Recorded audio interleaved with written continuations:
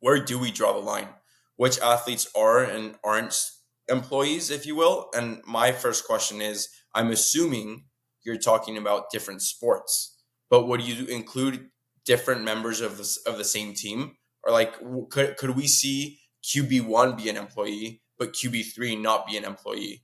Or specifically, who should and shouldn't be an employee when it comes to being student athletes? So that's, therein lies the question, right? And what you just touched on is a really important issue of distinction, because the level of granularity that you have to make these decisions is probably the team level, right? You're not going to be able to say, all right, the linebackers are not employees, but the quarterbacks are, or QB1 is an employee, but QB3 is not. That would be, I think, very difficult for a number of reasons. Forgetting, the actual relevant legal tests aside, the practical implementation of that would be very difficult.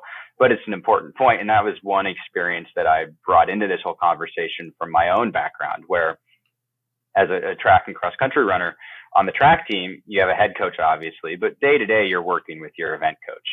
And so you have, a number of different event groups, and the distance coach might be very laissez-faire, whereas another event group coach might be, old school, hard line. And the level of control that they then exert over their athletes, and control is a critical, I would even say, operative factor in the relevant legal tests. When that control varies between different athletes on the same team just because they're in a different event group, well, that creates a tremendous problem of how do you actually differentiate.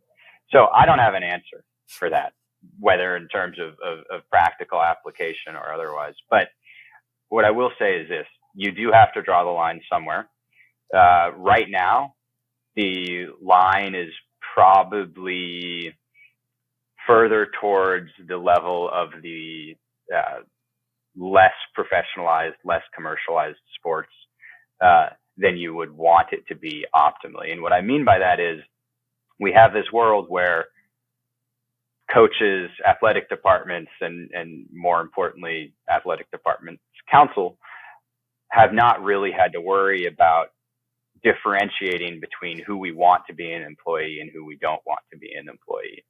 It's just everybody is treated as an athlete, and forget what the law says. As soon as schools have to think about where they draw that line, I think what will happen is we're going to have schools say, okay, well, definitely, and let's restrict all of this to the Power 5 level, or Autonomy 5, 4, because beyond that, I think it's a different business fundamentally. As soon as schools have to start thinking about that, they might say, okay, we want our football team and our basketball team, men's and women's, to be employees, because these are businesses. But we're not operating most of these other sports as businesses. We're operating them as something else.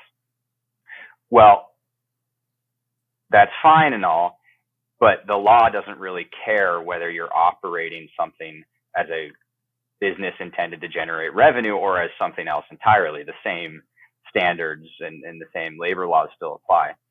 But what I mentioned earlier about control, that's the operative factor in two different tests under two different federal standards, the National Labor Relations Act and the Fair Labor Standards Act.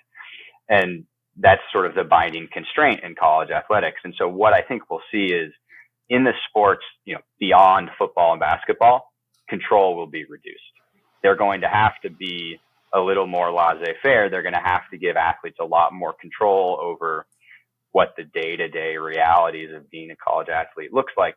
Otherwise, they're going to meet that test for employment under either or both standards, and then be entitled to the benefits of that status. And so schools who don't think they're going to be able to afford to provide those benefits, or for whatever reason don't want to go down that path, they'll just have to reduce the level of control and then give a lot of that back to the athletes, and then they're no longer employees, and there's no longer that issue. So that's how I think the line will be drawn eventually.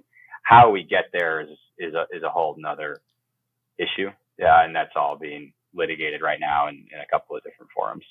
And you totally talked about the ideas of how we can get there. And obviously, like you just mentioned, it's being litigated, it's being talked about. Every school will probably do its own thing. Every state will probably have its own laws unless we start acting up in Congress. But let's talk about it in the most basic of terms. We all know what we're talking about here, but let's assume somebody here in the audience listening has no idea what we're talking about. If all student athletes right now are treated equally, why shouldn't a cross country runner be an employee just like a football player is? Why should they be treated differently? It's an interesting question. I think you have to separate sort of that normative question of what should happen from what the law requires happening, because I think those are two separate questions, right? We could say, I don't believe this, and I think most people don't, but some people certainly do believe that we should go back to 5 years ago, 7 years ago, 10 years ago, and that was the perfect version of college athletics. We should go back to that. For them, that is the optimal structure. Now, I certainly don't believe that, but there is definitely a world where what is legal is very different from what somebody thinks should happen. So, right now, and this goes back to what I was saying earlier about changing the level of control. Right now, a cross-country runner at some mid-major and a football player at the University of Georgia, they might both meet the criteria under the law, whether it's the FLSA or the NLRA, although the NLRA only applies to private institutions. Regardless, those two athletes could both meet the criteria. Does that mean that they both should? Well, that's an entirely different question, and that gets back to if really schools think it's not optimal to have a cross-country runner at a mid-major be an employee, then they'll just change how they run that sport.